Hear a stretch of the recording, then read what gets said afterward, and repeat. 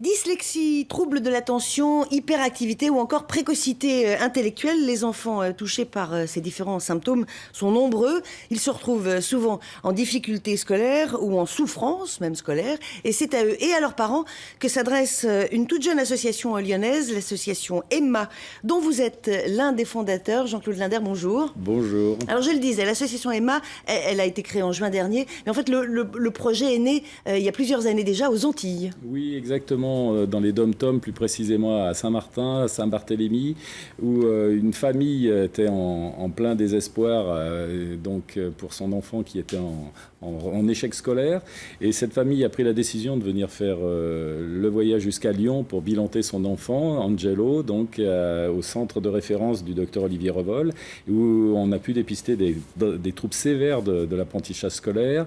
Il a été établi un traitement, des soins paramédicaux, une orientation scolaire. C'était il y a 6 ans. Maintenant, cet enfant Angelo connaît une réussite scolaire, puisqu'il est en première S à Lyon. La raison d'être de l'association Emma, vous vous adressez aux parents. Vous me disiez, l'idée, c'est plutôt de créer une plateforme. Voilà, on voudrait créer une plateforme de premier recours pour tous ces problèmes liés à l'apprentissage scolaire, les dyslexies, les dyspraxies, les dyscalculies, les enfants précoces. Ça peut être aussi les troubles d'attention, les déficiences d'attention, l'hyperactivité et jusqu'à l'autisme, bien sûr. Et donc, on va essayer de créer une plateforme pour orienter les parents soit vers des médecins, généralistes, pédiatres, neuropsychologues, soit vers des paramédicaux, les orthophonistes, les ergothérapeutes, et pour les aider dans le choix thérapeutique et diagnostique, parce qu'il y a une énorme errance médicale au niveau des familles, au niveau de cette pathologie, qui sont souvent des pathologies invisibles.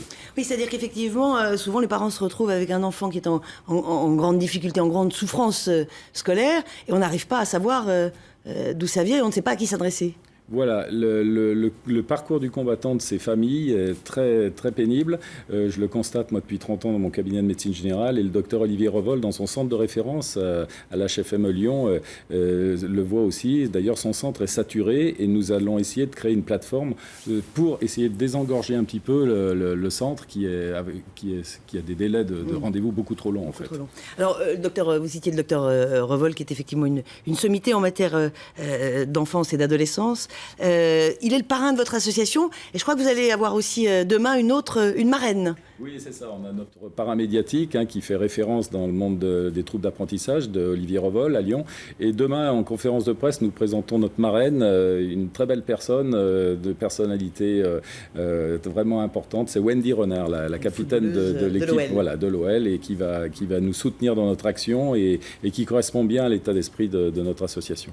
Alors, depuis la création de l'association, quelles actions concrètes est-ce que vous avez menées ? Elle existe depuis le mois de juin, donc c'est un peu court, mais... Oui, on a participé à la journée des 10, organisée par Nicole Philibert à la Confluence, et c'était très intéressant de rencontrer toutes ces familles, tous ces enseignants et tous ces soignants. On a vu beaucoup de professions paramédicales également, et on va établir des cycles de conférences avec Olivier Revol, et on voudrait créer la Maison des Marais, un centre justement, cette fameuse plateforme pour guider les familles et pour orienter les gens.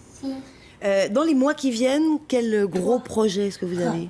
Alors, dans les mois qui viennent, en février, Olivier Revol va nous faire une très belle conférence au Collège Sacré-Cœur d'Écully sur l'adolescence et également sur la génération Z. Nous allons trouver le lieu aussi pour, à Saint-Barth, créer une maison d'Emma, et dans notre projet aussi, en créer une à Lyon, et si ça marche, partout ailleurs en France.